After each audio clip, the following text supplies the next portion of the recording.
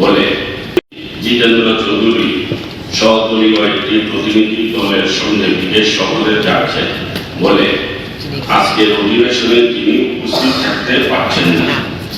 ওনার অনুপস্থিতিতে আজকের অধিবেশনে মাননীয় উপবিরোধী দল নেতা শ্রী শ্যামল চক্রবর্তী এই সভায় ওনার হয়ে দায়িত্ব পালন করবেন। এই মর্মে তিনি গত 20 সেপ্টেম্বর আমাকে লিখিতভাবে অবহিত করেছেন। জিতেন্দ্র চৌধুরী সহদলীয় একটি প্রতিনিধি দলের সঙ্গে বিদেশ সফরে যাচ্ছেন বলে আজকের অধিবেশনে তিনি উপস্থিত থাকতে পারছেন না।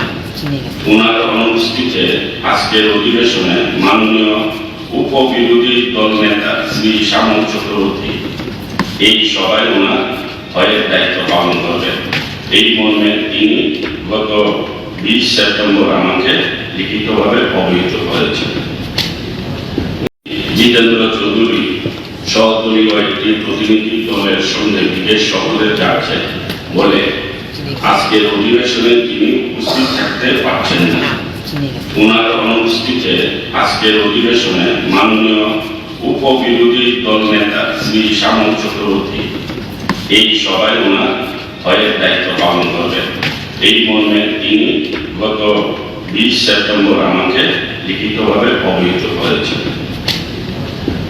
জিতেন্দ্র চৌধুরী সহদলীয় একটি প্রতিনিধি দলের সঙ্গে বিদেশ সফরে যাচ্ছেন বলে আজকের অধিবেশনে তিনি উপস্থিত থাকতে পারছেন না। ওনার অনুপস্থিতিতে আজকের অধিবেশনে মাননীয় উপবিরোধী দল নেতা শ্রী শ্যামল চক্রবর্তী এই সভায় ওনার হয়ে দায়িত্ব পালন করবেন। এই মর্মে তিনি গত 20 সেপ্টেম্বর আমাকে লিখিতভাবে অবহিত করেছেন। জিতেন্দ্র চৌধুরী সহদলীয় একটি প্রতিনিধি দলের সঙ্গে বিদেশ সফরে যাচ্ছেন বলে আজকের অধিবেশনে তিনি উপস্থিত থাকতে পারছেন না। ওনার অনুপস্থিতিতে আজকের অধিবেশনে মাননীয় উপবিরোধী দল নেতা শ্রী শ্যামল চক্রবর্তী এই সভায় ওনার হয়ে দায়িত্ব পালন করবেন। এই মর্মে তিনি গত 20 সেপ্টেম্বর আমাকে লিখিতভাবে অবহিত করেছেন। জিতেন্দ্র চৌধুরী সহদলীয় একটি প্রতিনিধি দলের সঙ্গে বিদেশ সফরে যাচ্ছেন বলে আজকের অধিবেশনে তিনি উপস্থিত থাকতে পারছেন না। ওনার অনুপস্থিতিতে আজকের অধিবেশনে মাননীয় উপবিরোধী দল নেতা শ্রী শ্যামল চক্রবর্তী এই সভায় ওনার হয়ে দায়িত্ব পালন করবেন। এই মর্মে তিনি গত 20 সেপ্টেম্বর আমাকে লিখিতভাবে অবহিত করেছেন।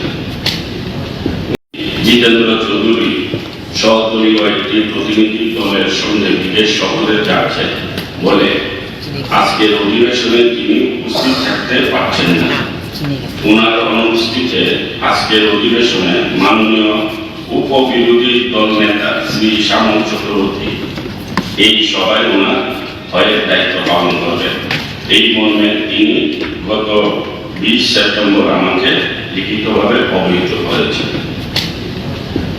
জিতেন্দ্র চৌধুরী সহদলীয় একটি প্রতিনিধি দলের সঙ্গে